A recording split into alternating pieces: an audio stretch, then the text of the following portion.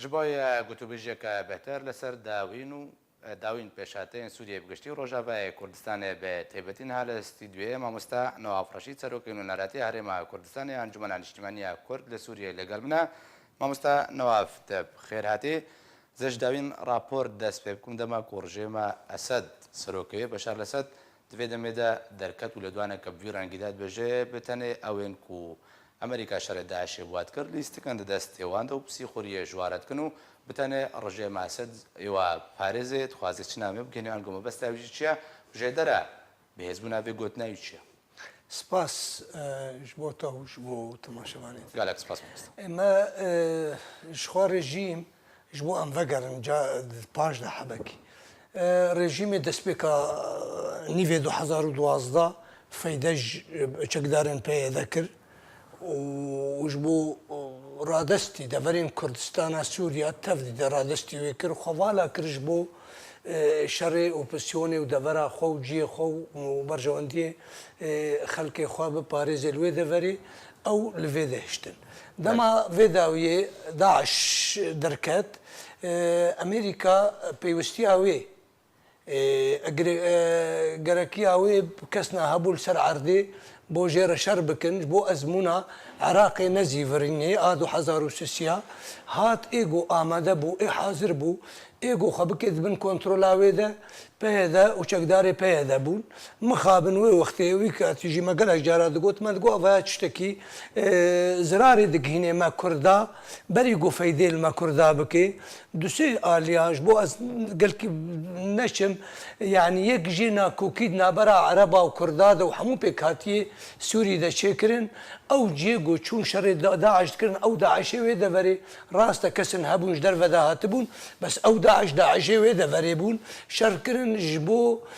ne ji bo berjewendiyê xwe mixabin ne ji bo berjewendiyê miletê Kurd hat fehm kirin evana hazirin her wextî çeka xwe tivinga xwe ji pîkî bixwelpîna aliyê pêdî bû ciyê nerazîbûna rejîmê bû ciyê nerazîbûna Rûsya anha wextê got vekişandin Amerîkiya biryara xwe ya vekişandinê da derhal de peyê de amedebûna xwe wesatet çêkir cem Rûsa got karibin wesatetekî çêkin ji bo nêzîkî rejîmê bibin. Rejîm jî xwe dibînê wek mana xwe serkeftiye. Ême ez dibêjim ev tiştê got dibê ji xwe got herî zirar kir peyê de û çekdarê peyê de û siyaseta peyê de têk çû berê jî têk çûbû feşel anî di hemû wara de anha Amerîkî her wextî jî ji xwe berjewendiyê xwe dewletek xwedî berjewendiye ciyê got berjewendiyayê bicîbî bicîbî wê bê hegel Erebistanê bê hegel Kurdistanê bê hegel kî ji devera erdê bê wê ji xwe re vî karê xwe dike. Anha paş got ev biryara hat standin Amerîkiya giha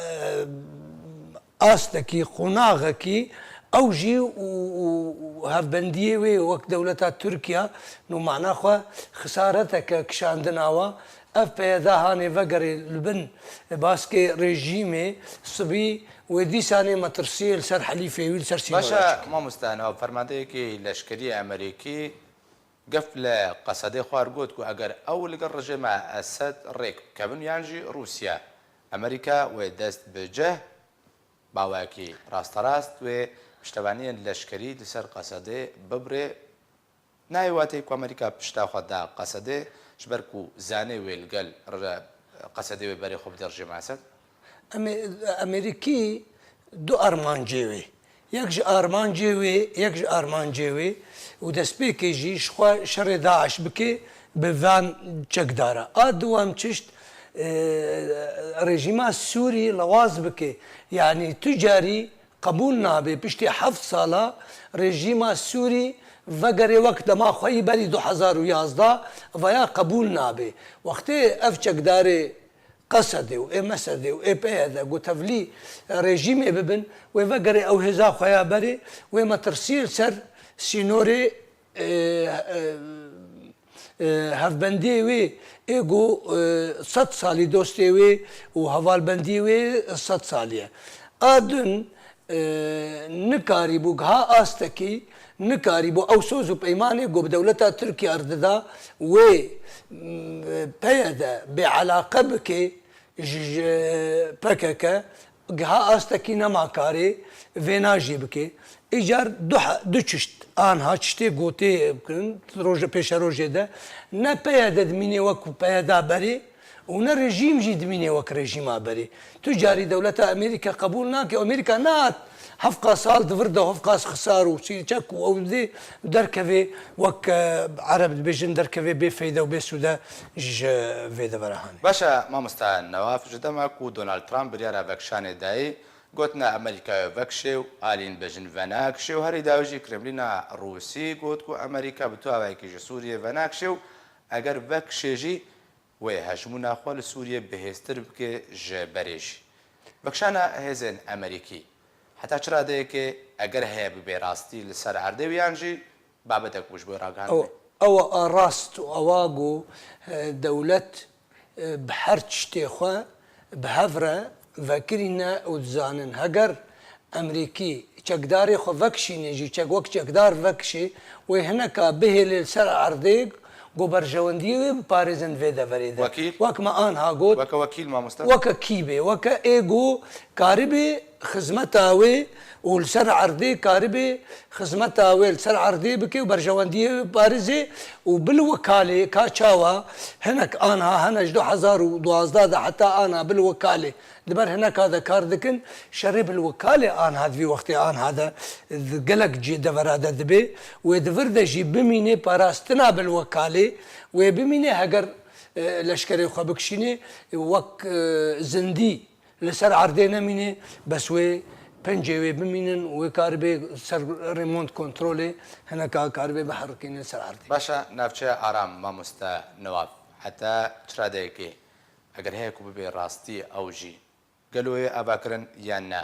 bi taybetî ku Amerîka dema niha de sînatorê wê Lindsey Graham dibêje Amerîka daxwaz ji civaka navdewletî kiriye ku hêzeke hevbeş bişiyêne navçeya aram biparêzî eger were avakirin ka ew hevpeymana navbera Tirkiye û Amerîka da ji bo navçeya aram.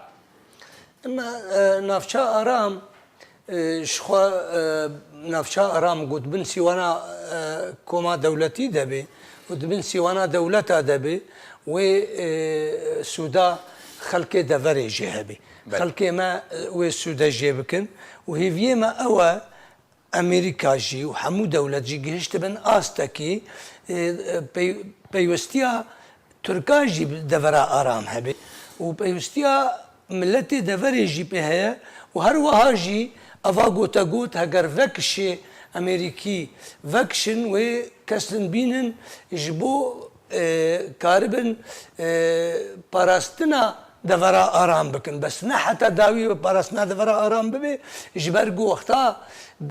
devera aram bibe wê dîsanê kî têxin li ser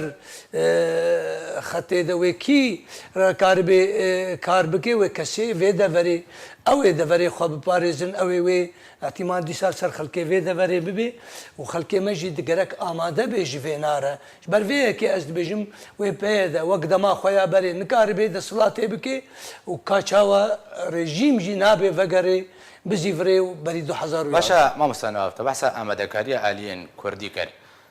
me behsa tebaya halwestan kir Rûsya, Ferensa, Amerîka her welatekî navdewletî û ku dixwazin destê wan di Sûriyê de hebe rola Kurdî de vê hevkeşa siyasî de ya ku ji bo deverên Kurdistanî tê darêştin çi ye? Ême ser asta diplomasî em wek encûmena niştîmanî Kurdî serkeftîne hettanî vê qonaxê ji ber guhdarî li me dibe her çareseriyek bibe jî em beşekin ji çareseriyê re du beşê sereke hene yek jê opozisyona yek jê rejîme em beşek ji opozisyonê ne em ji bo çareseriyê veya warê diplomasî de warê din de em karibin xelkê xwe em dibêjin wextê devera aram çê bibe wê bibe tiştekî destpêkek دەستپێکێکش خەڵکێ مە بزیڤن سەر عەرداخوا سەر خاکاخوا ئەف خەڵکێ مە یەک و دەرکەتنە تورکیامانە هەرێما کوردستانێنە دەڤەرندنە وێ بزیڤرن کاربن سبی خەڵکێ خوا ئامادەبوون ئاوان هەبێ کاربن تێکەڤن بن کۆنتترۆلا ئەف هێزان ناودەولەتی کۆما ناودەولەتی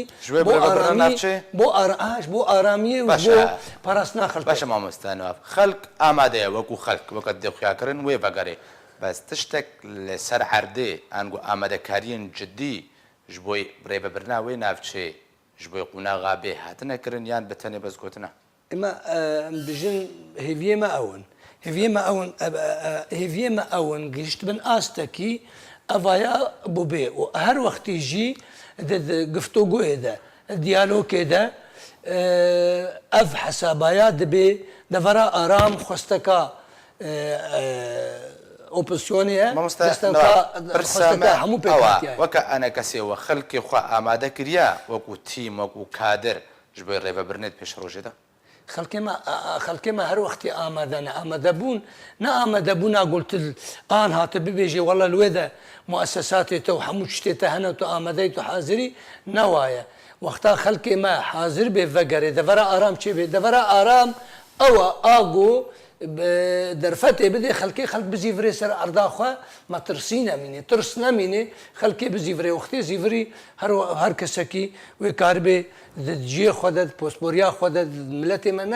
نەگەرەکی خەڵکەیە گۆ هەنێک بێن ڕێڤەبەریاوێ بکەن گەلک سپاس ji بۆی مامۆستا ناوافڕەشید سەرۆکەی نوێنەرەتی هەرێما کوردستانی ئەنجومەنە نیشتیمانیە کورد لە سووریە و لە ستودیۆ میوانیان بۆ گەلک سپاس مامۆستا